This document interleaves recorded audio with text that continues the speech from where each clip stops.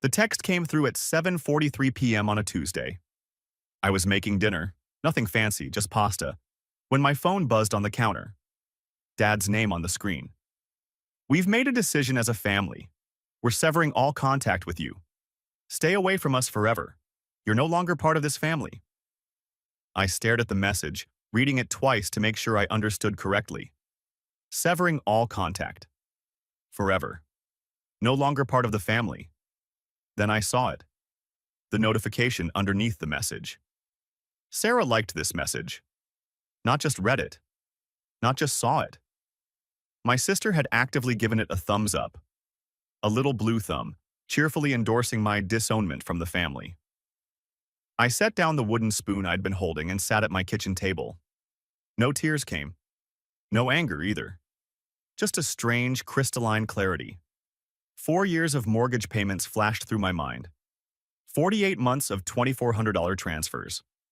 Every single month, without fail. 3 years of car loan payments for Dad. $580 a month. 2 years of covering my brother Jake's credit card bills when he'd maxed them out. $400 a month minimum payments. I pulled up my banking app. Did the math. Mortgage, $115,200. Car loan, $20,180. Credit cards, $9,600. Total, $145,680. $145,680. That's what being part of this family had cost me over the last 4 years. And now they were severing contact. Forever. I picked up my phone and started typing. Perfect. I understand completely. I'll call the bank tomorrow morning and cancel the mortgage payments I've been covering for the last 4 years. I'll also remove my name from Dad's car loan and the cosign on Brother's credit cards while I'm at it. I hit send, put my phone on silent, went back to making dinner. The pasta was perfectly al dente. I should probably explain how I ended up being the family ATM in the first place. 4 years ago, my parents were 3 months behind on their mortgage. Dad had lost his job.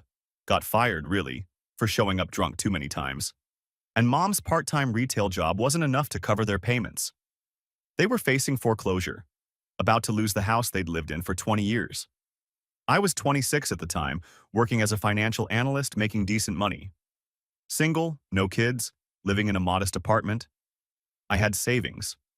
Mom called me crying. "We're going to lose everything. We don't know what to do." Dad got on the phone. "We just need help getting current. Just a few months until I find something new." I should have said no. Should have let them figure it out. Should have understood that just a few months would turn into years. But they were my parents. And I was the responsible one. The one who always helped. The one who fixed things. So I paid the 3 months they were behind. Then I kept paying. Month after month. Just until Dad gets back on his feet, Mom kept saying. Dad did find a job eventually. 6 months later. But somehow there was never enough money for the mortgage. Always something else. Medical bills.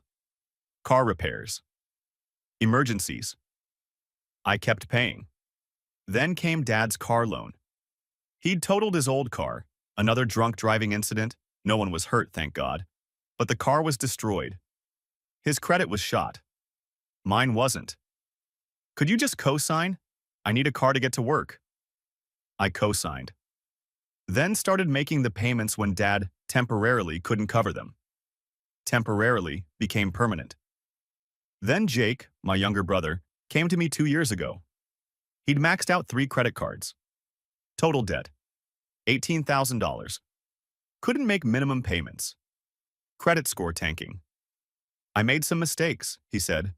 "I'm getting it under control. I just need help with the minimums until I pay them down." I co-signed for a consolidation loan. Started covering the payments when Jake's getting it under control never materialized. My girlfriend Emma had been patient. Understanding, at first. "Your family needs you," she'd said. "That's admirable." But over time, her patience wore thin. "When are we going to buy a house?" she'd asked a year ago. "Soon. I'm just helping my parents get stable." "You've been saying that for 3 years. Your credit is maxed out co-signing their loans. We can't even qualify for a mortgage." "It's temporary." "It's been 3 years. When does it end?" I didn't have an answer. 6 months ago, Emma left. said she couldn't keep waiting for me to choose her over a family that took everything and gave nothing back. She wasn't wrong, but I kept paying. Because they were family. Because I was the responsible one. Because stopping felt like abandoning them. And through all of this, I was still the family scapegoat. Every holiday dinner, every family gathering, somehow everything wrong was my fault. House needed repairs? Well, if you made more money, we wouldn't be struggling. Jake's credit card debt? If you'd taught him better financial habits growing up, I was only 2 years older than him.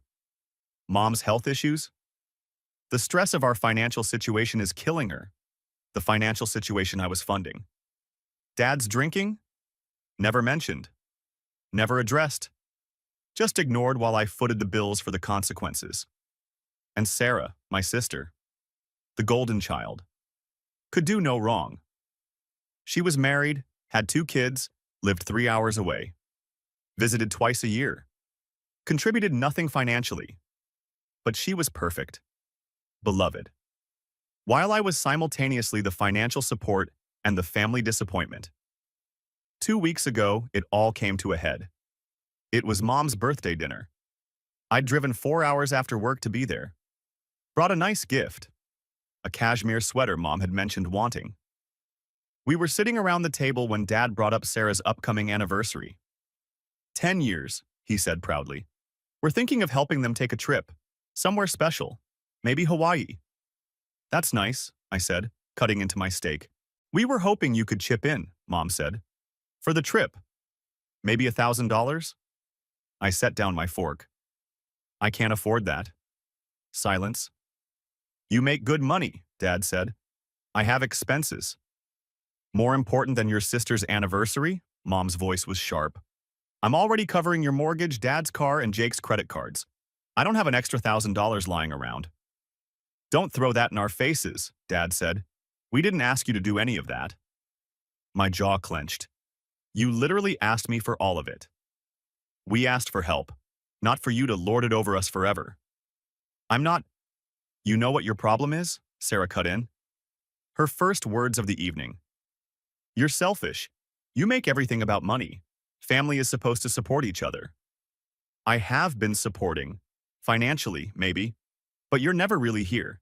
You're always stressed, always making everyone feel guilty, always acting like you're doing us some huge favor. I stared at her. At this person who contributed nothing, criticized everything, and was now calling me selfish. I drove 4 hours to be here tonight, I said quietly. And you'll hold that over us too, she said. Everything is a transaction with you. I stood up, grabbed my keys. Where are you going? Mom demanded. Home. Sit down, don't be dramatic. I'm not being dramatic. I'm leaving. This is exactly what Sarah's talking about, Dad said. You can't handle the slightest criticism. I walked out, drove 4 hours home, didn't answer the calls that came through. The next day, I noticed I'd been removed from the family group chat. No explanation.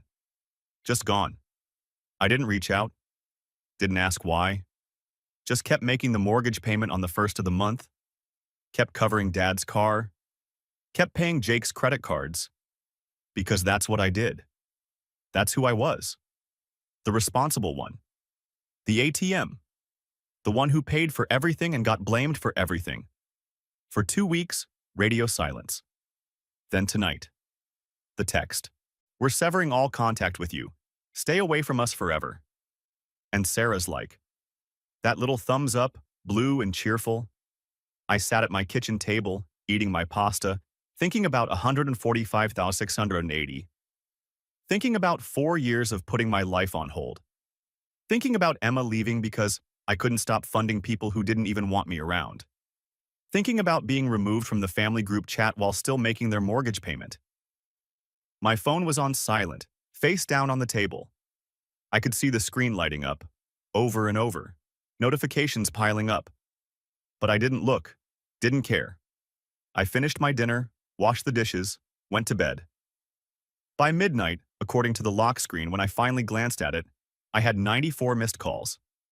The family group chat I'd been removed from months ago? Someone had frantically re-added me. I opened it. Pure chaos. Dad, call me right now.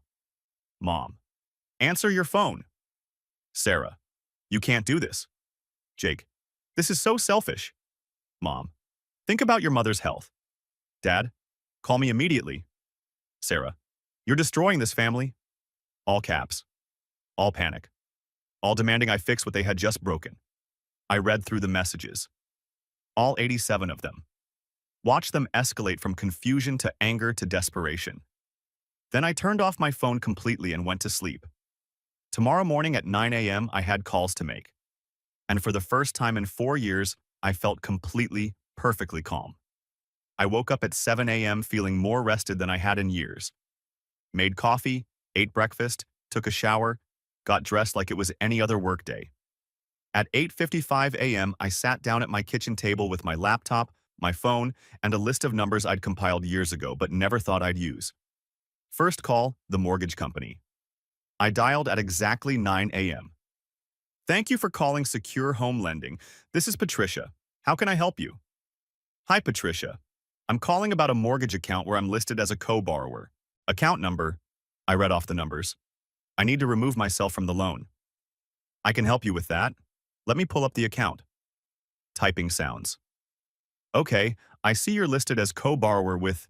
Is this your father? Yes. And you're looking to be removed from the loan? Correct. I'll need to inform you that removal of a co-borrower requires either refinancing the loan in the primary borrower's name alone or paying off the loan in full. The primary borrower will need to qualify for the loan independently. I understand. May I ask the reason for the removal? The primary borrowers have terminated our relationship and requested no further contact. I'm honoring that request. Pause. I see. Well, I can start the process. We'll send a formal notice to the primary borrower that co-signer removal has been requested. They'll have 30 days to either refinance or pay the remaining balance, which is, more typing, $186,340. $186,000. After 4 years of my payments, they still owed that much. If they don't respond within 30 days, I asked. The loan will be considered in default and foreclosure proceedings will begin. Understood. Please proceed. I'll need to verify some information. The call took 20 minutes. By the end, Patricia assured me the notice would be sent to my father within 3 business days, but the email confirmation would go out today. Is there anything else I can help you with? No, thank you. You've been very helpful. I hung up and checked the first item off my list. Second call, Dad's auto loan. 9:27 a.m. Auto Finance Solutions. This is Marcus. Same process. Account number. Request for removal as co-signer. Just so you're aware, Marcus said, removal of co-signer on an auto loan requires the primary borrower to refinance or pay off the balance. Current balance is $14,020. If the primary borrower can't qualify for refinancing within 30 days, will require full payment or will repossess the vehicle.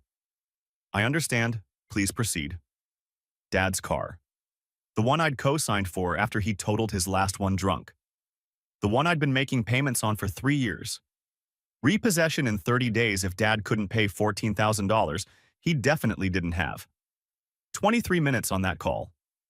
Third call, Jake's credit card consolidation loan. 9:53 a.m. Creditors United, this is Amanda speaking. By now, I had the script down. Account number, co-signer removal request. Yes, I understand the consequences. The primary borrower will need to qualify for the loan independently or pay the remaining balance of $12,680. If he can't do either within 30 days, the account will be closed and the full balance will be due immediately. This will significantly impact his credit score. I understand. Please move forward. Jake's credit cards. The ones he'd maxed out and couldn't pay. The consolidation loan I'd co-signed for and been paying. About to be closed, with $12,000 due immediately. His credit score was about to crater. Call took 18 minutes. By 10:15 a.m., all 3 calls were complete. I sat back in my chair and looked at my list. 3 check marks. 3 financial supports removed. 3 30-day timers started. My phone, which I'd turned back on at 9 a.m., had been buzzing continuously throughout the calls. I'd ignored it. Now I looked. 147 missed calls. The family group chat had 213 new messages. I scrolled through them while sipping my coffee. Dad, 11:47 p.m. last night. This isn't funny anymore, call me. Mom, 12:03 a.m. Your father is having chest pains from stress, you need to stop this. Sarah, 12:34 a.m. I was joking about the like, I didn't mean anything by it. Jake, 1:15 a.m. Dude, seriously, what the heck?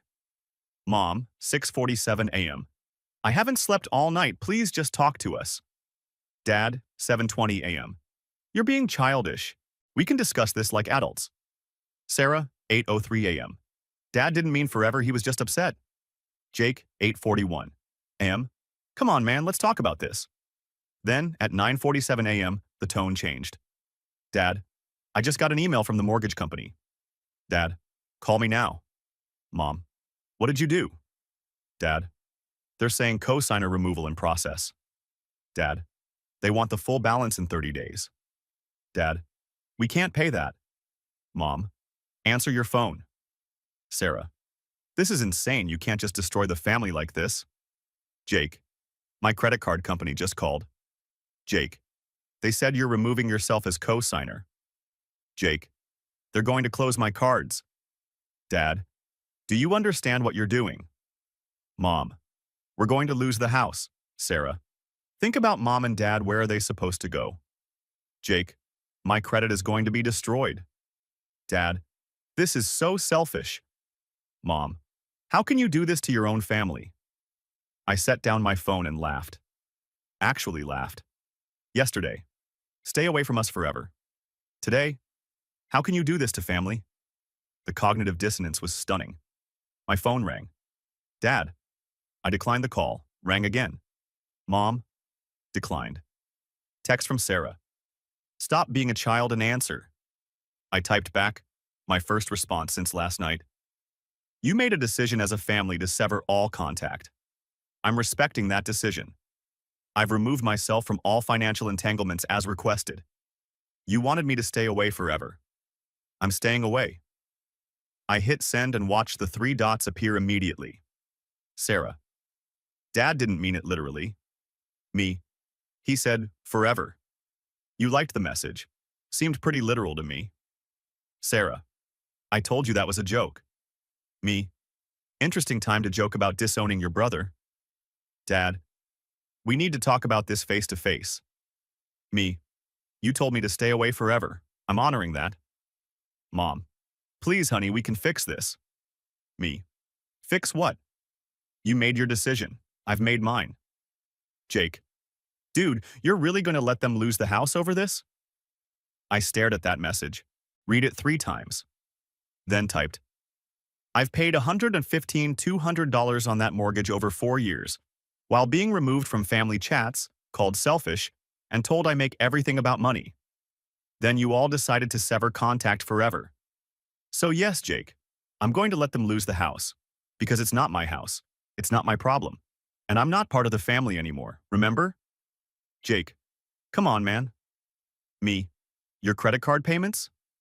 I've paid $9,600 over 2 years. Cards you maxed out and couldn't pay, while you called me selfish last night. So yes, your cards are closing. Deal with it. Jake. I didn't mean. Me. Yes, you did. You all did. You meant every word until it had consequences. Dad. If you do this, we will never forgive you. I stared at that message for a long moment. Then typed. You severed all contact with me last night. Forgiveness isn't on the table anymore. You don't get to threaten to never forgive me for respecting the boundary you set. My phone immediately started ringing. Dad. Mom. Sarah. Jake. Over and over. I turned it off completely. Opened my laptop. Started working through the rest of my morning. At noon, I turned my phone back on briefly to check messages.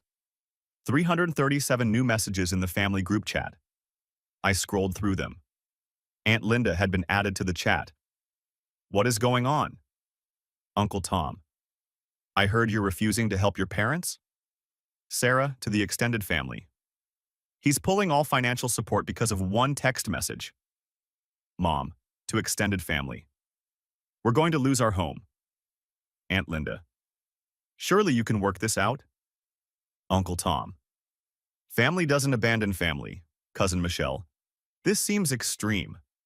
I scrolled back further to see what Sarah had told them.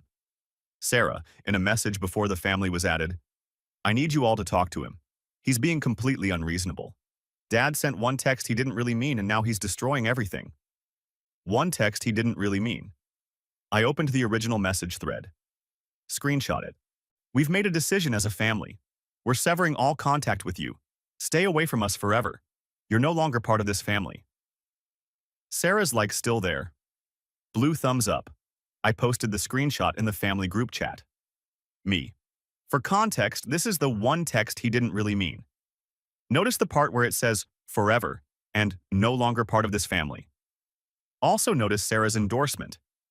This wasn't a heat of the moment thing. This was a family decision, as stated. Silence in the chat.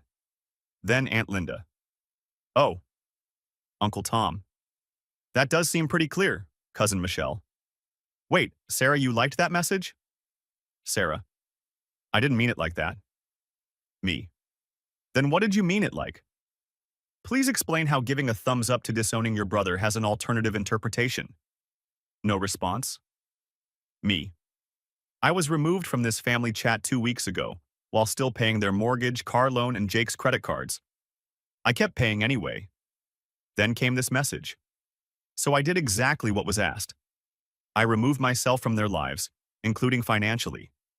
If that's unreasonable, I'd love to hear the reasonable response to being disowned. Aunt Linda.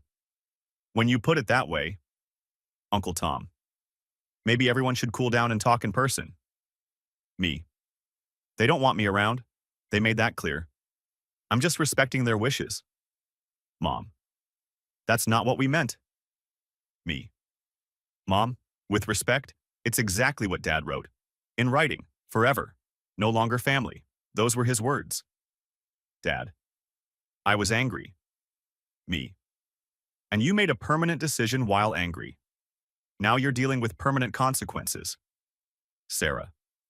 You're going to let them become homeless over your ego? I typed out a long response. Deleted it. Typed again. Me. My ego has nothing to do with this. For 4 years, I've paid $145,680 to keep this family afloat. I delayed buying a house. My girlfriend left me. I've been the ATM while being treated like the scapegoat. 2 weeks ago, I was called selfish for not donating to your anniversary trip, Sarah. Then removed from this chat. Then disowned. My ego isn't the problem. Your entitlement is. Sarah. I never asked you to pay for anything. Me. You asked me to pay for your anniversary trip literally 2 weeks ago. Sarah.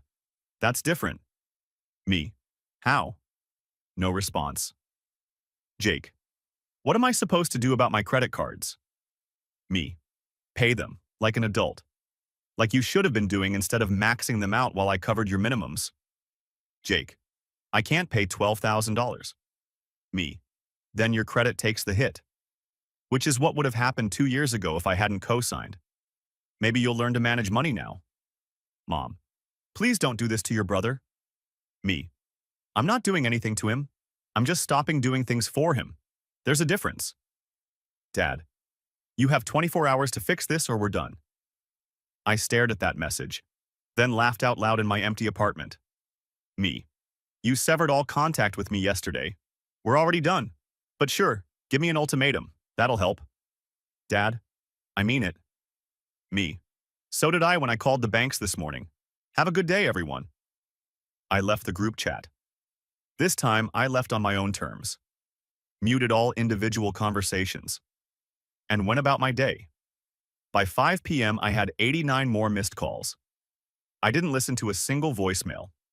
Just ordered takeout, watched a movie, and went to bed early. 30 days had started ticking. And for the first time in 4 years, none of it was my problem. Day 3 after the calls, my blocked messages hit 500 plus.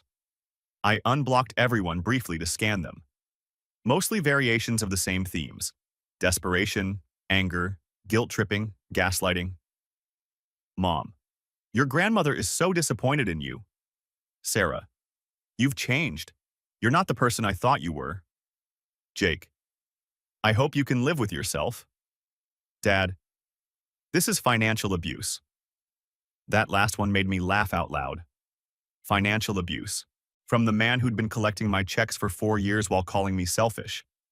I blocked them all again and went to work. Day 7, my office receptionist buzzed me. Someone named Sarah Morrison is here to see you. Says she's your sister?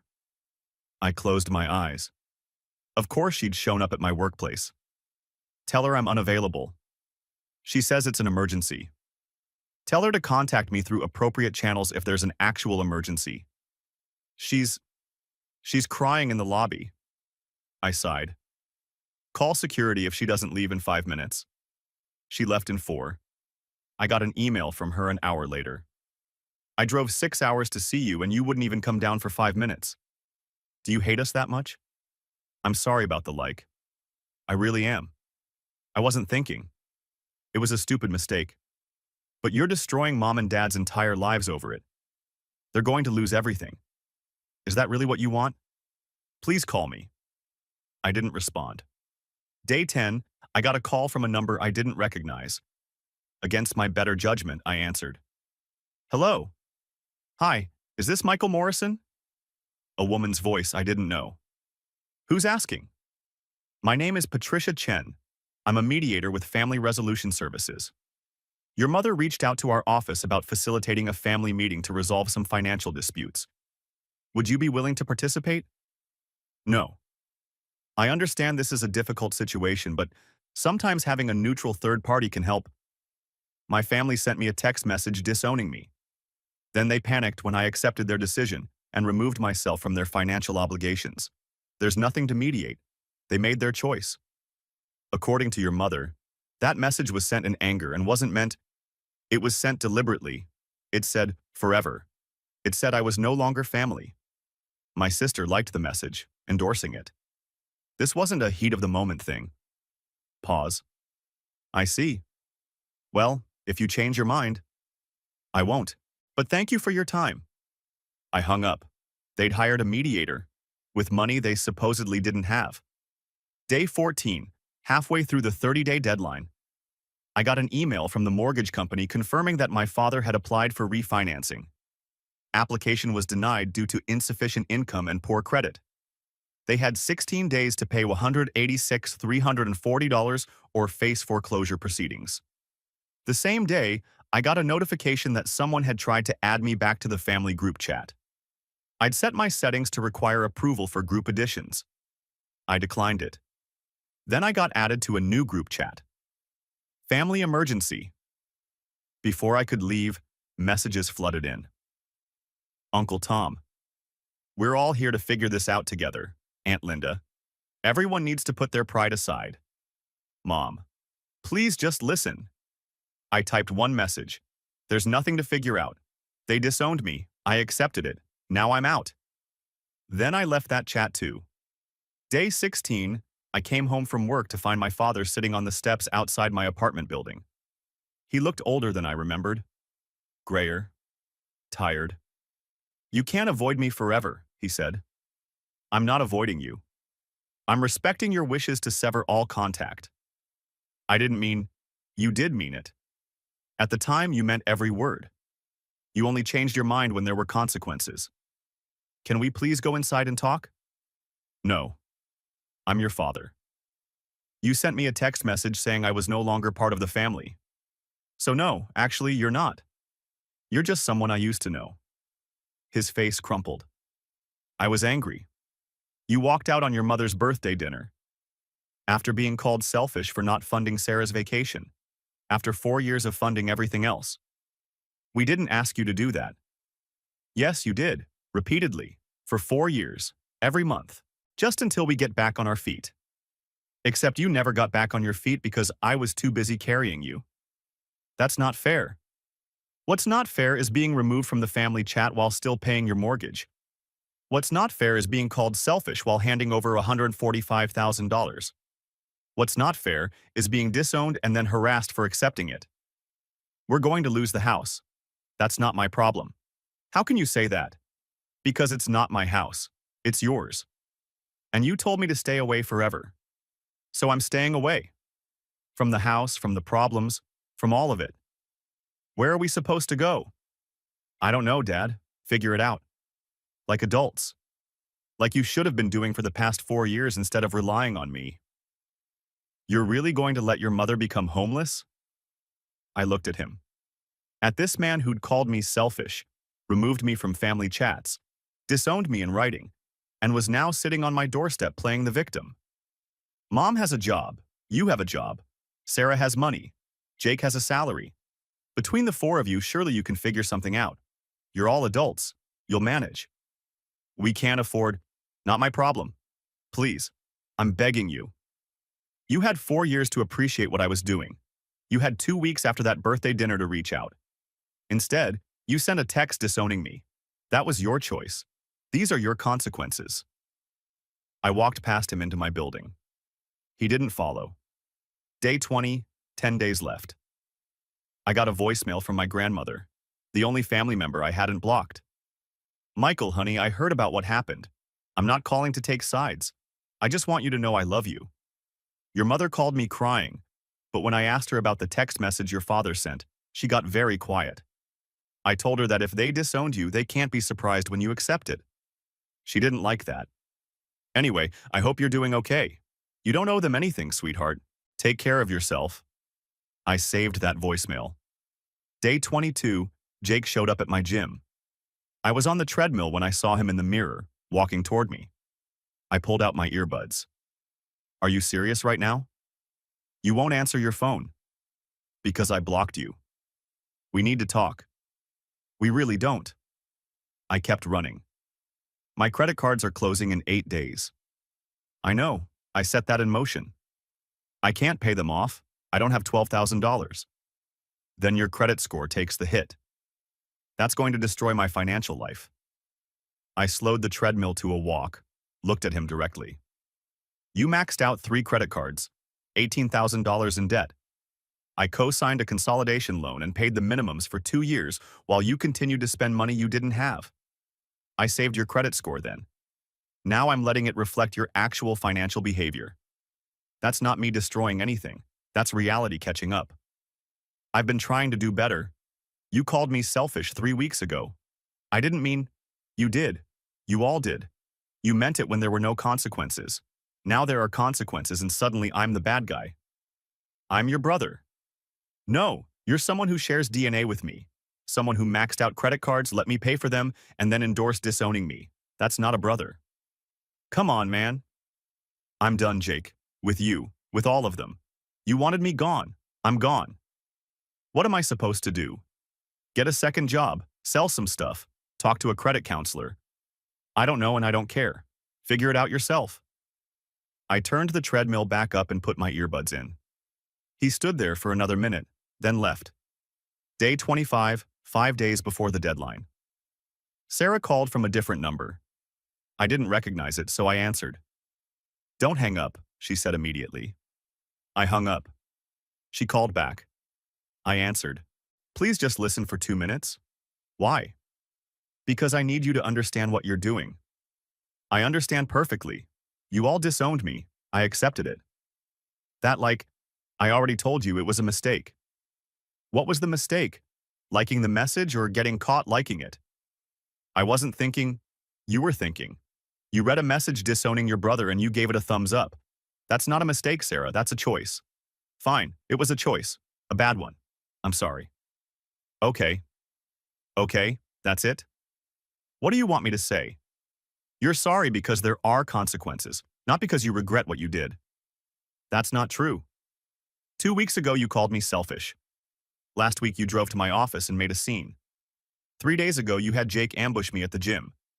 None of that is the behavior of someone who's actually sorry. That's the behavior of someone who's panicking. Mom and Dad are going to lose their house. Yes? And you don't care? I care that they spent 4 years taking my money while treating me like garbage. I care that they disowned me in writing. I care that you endorsed it. I care that now you're all acting like I'm the villain for accepting what you wanted. We didn't want this. You wanted me gone. You got it.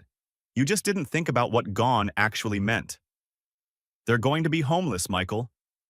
No, they're going to have to find a smaller place they can actually afford, like millions of people do. They'll survive. How can you be so cold? I'm not cold, Sarah. I'm done. There's a difference. I spent 4 years being warm, being helpful, being the financial support system for this family, and I got nothing but resentment for it. So yeah, now I'm done. And if that looks cold to you, maybe examine why you only valued me when I was paying for things. She was quiet for a moment. Is there anything that would make you change your mind? No. Nothing at all? Nothing. 5 days from now, those 30-day deadlines expire. Whatever happens after that is not my problem. You're really going to do this. I already did it 3 weeks ago. This conversation is 3 weeks too late. I hung up, blocked that number too. Day 28, 2 days left. I got a notification that I'd received a certified letter. Went to the post office to pick it up. It was from a lawyer representing my parents. Dear Mr. Morrison, we represent Richard and Patricia Morrison regarding the removal of your name from their mortgage loan. Our clients contend that you entered into a verbal agreement to assist with mortgage payments until such time as their financial situation improved. They have relied on this agreement in maintaining their household. Your sudden withdrawal of financial support constitutes a breach of this verbal agreement and has caused severe financial and emotional distress to our clients. We demand that you reinstate mortgage payments immediately and continue said payments for a period of no less than 12 months to allow our clients time to arrange alternative financing. Failure to comply will result in legal action for breach of contract and financial damages. I read it twice, then laughed so hard I nearly cried in the post office. They'd hired a lawyer. With what money, I had no idea. I took a photo of the letter and sent it to my own lawyer, someone I'd consulted occasionally for work stuff. He called me 30 minutes later. I got your photo. Is this serious? Apparently. This is the funniest thing I've read all month. Verbal agreement for voluntary financial support between family members after they disowned you in writing? That's what I thought. Do you want me to respond? Please. 2 hours later, my lawyer sent me a copy of his response letter. Dear Counsel, we represent Michael Morrison in response to your letter dated October 15th. Your client's claim of a verbal agreement is without merit. Mr. Morrison voluntarily provided financial assistance to his parents as a gift, with no contractual obligation. The voluntary nature of these payments is well established in family law. Furthermore, your client sent written communication to Mr. Morrison explicitly severing all family ties and demanding no further contact. Mr. Morrison has complied with this request, including removing himself from all financial entanglements. Your clients cannot simultaneously disown an individual and claim they are contractually obligated to provide financial support. These positions are mutually exclusive. Any further frivolous legal threats will be met with appropriate counterclaims for harassment and abuse of process. Please advise your clients that this matter is closed. I loved my lawyer. Day 29, 1 day left. My phone rang from another unknown number. I was getting better at not answering those. But this one left a voicemail. Hi, Michael. This is Pastor David from Cornerstone Community Church. Your parents are members of our congregation, and they've asked me to reach out to you about a family matter. I understand there's been some conflict, and I'd love to help facilitate a healing conversation. Faith and family are so important, and I believe with God's guidance, any rift can be mended. Please give me a call back. I deleted the voicemail. They'd gotten their pastor involved. I wondered what version of events they'd told him. That night, I slept better than I had in years. Tomorrow was day 30. Tomorrow, it would all be officially not my problem anymore. And I couldn't wait. Day 30 arrived on a Thursday. I woke up, made coffee, and checked my email while eating breakfast. 3 emails waiting. First one, from Secure Home Lending, timestamped 12:01 a.m. Notice of default, foreclosure proceedings to begin. Second one, from Auto Finance Solutions, timestamped 12:03 a.m. Vehicle repossession scheduled. Third one, from Creditors United, timestamped 12:05 a.m. Account closure, balance due immediately.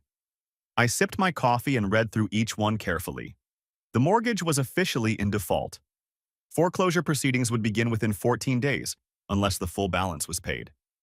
Dad's car would be repossessed within 7 business days unless he paid $14,220 in full.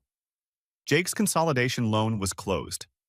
The full balance of $12,680 was due within 30 days, and his credit report would reflect the closure and outstanding balance immediately. 30 days. It was done. I forwarded all 3 emails to a folder labeled, "Not My Problem," and went to work. My phone stayed blissfully quiet all morning.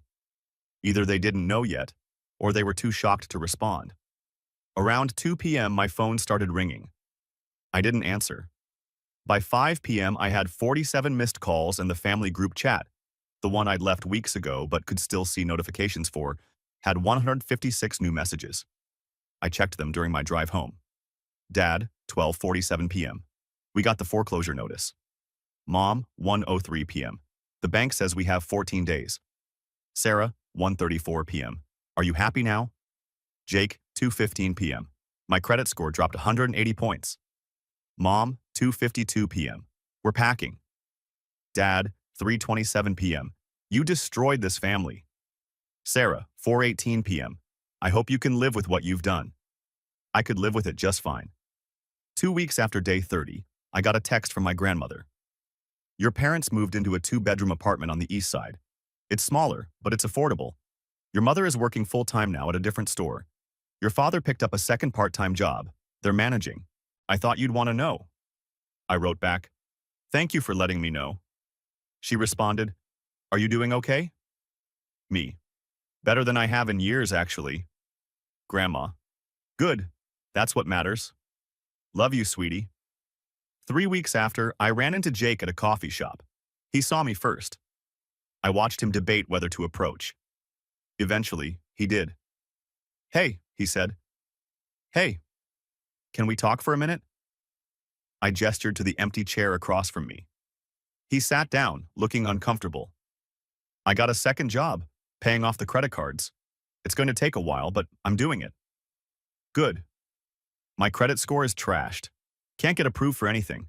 Had to move in with a roommate because I couldn't renew my apartment lease." "That's rough." "Yeah?"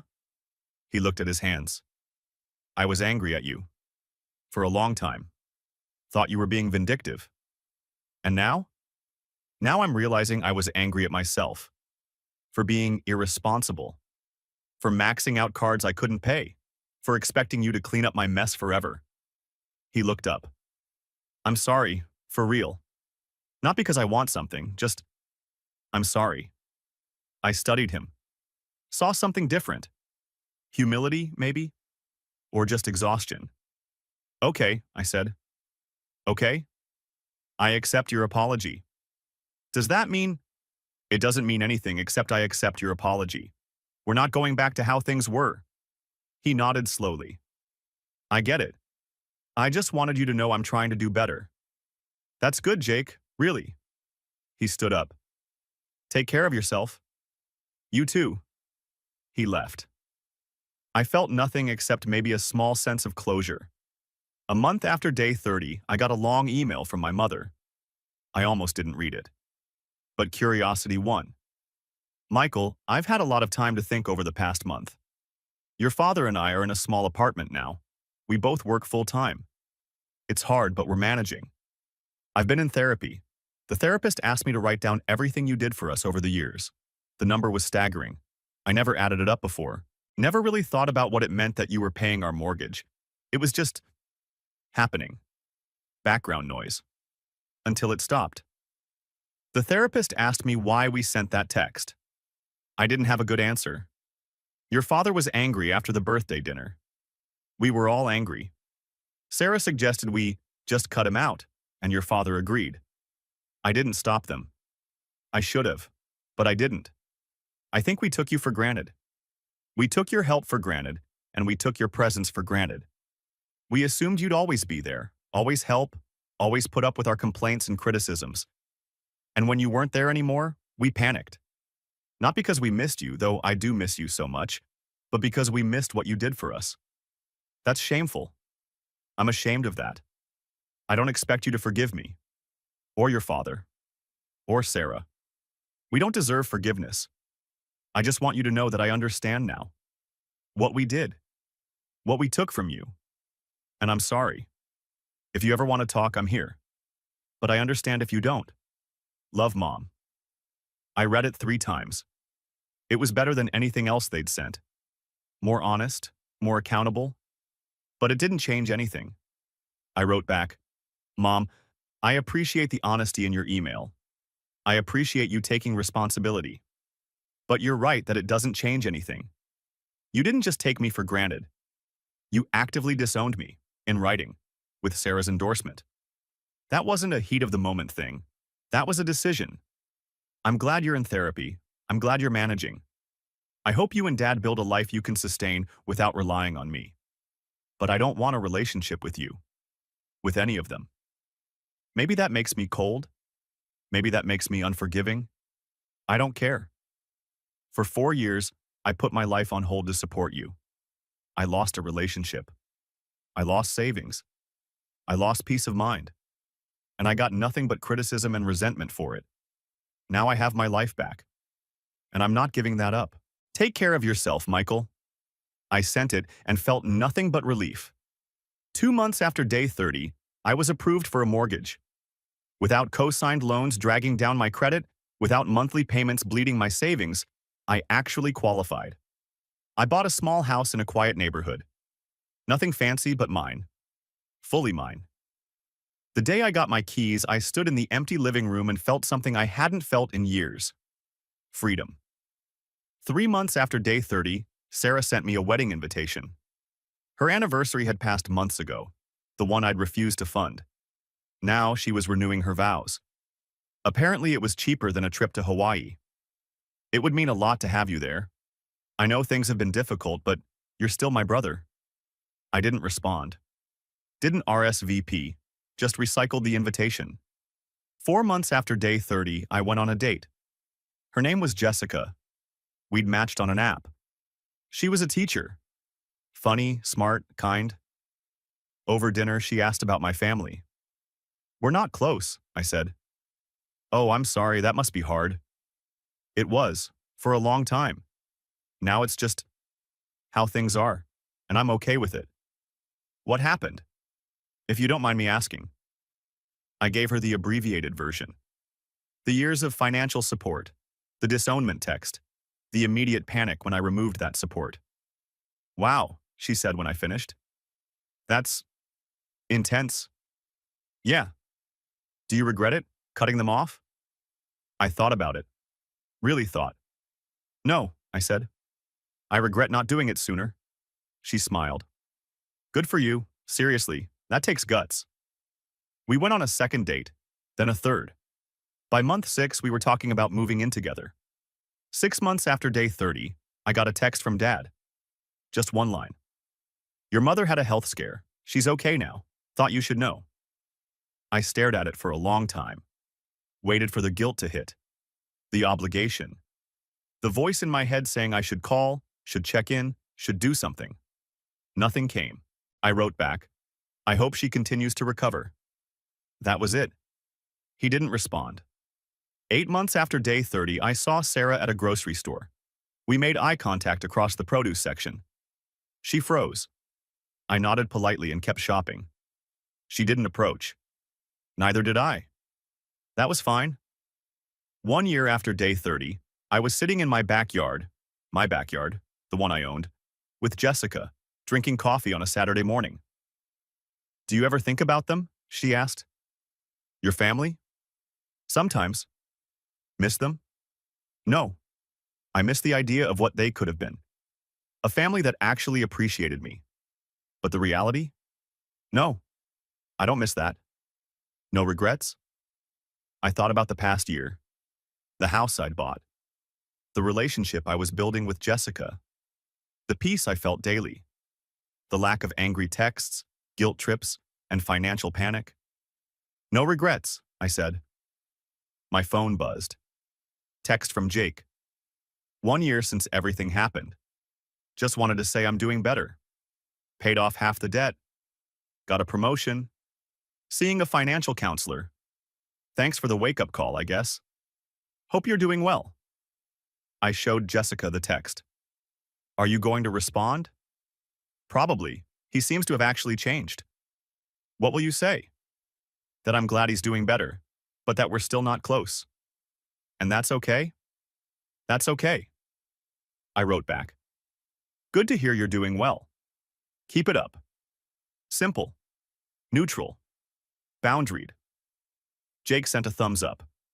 Not a like on a disownment message. Just a thumbs up acknowledging my response. Progress, I guess. That evening, I got an email notification. My mortgage payment had gone through automatically. My mortgage? On my house. That I could afford because I wasn't paying anyone else's bills. I looked around my living room. At the furniture I'd picked out. The walls I'd painted. The life I'd built. All of it mine. None of it obligated. None of it owed. They'd wanted to sever all contact. Wanted me gone forever. And you know what? They'd given me the best gift they could have. They'd given me permission to put myself first, to stop sacrificing my life for people who didn't value it, to build something that was actually mine. So yeah, they'd severed all contact, and I'd never been happier. Some families are worth fighting for. Some families are worth fighting for your freedom from. Mine was the second kind. And that was okay. Better than okay. It was exactly right.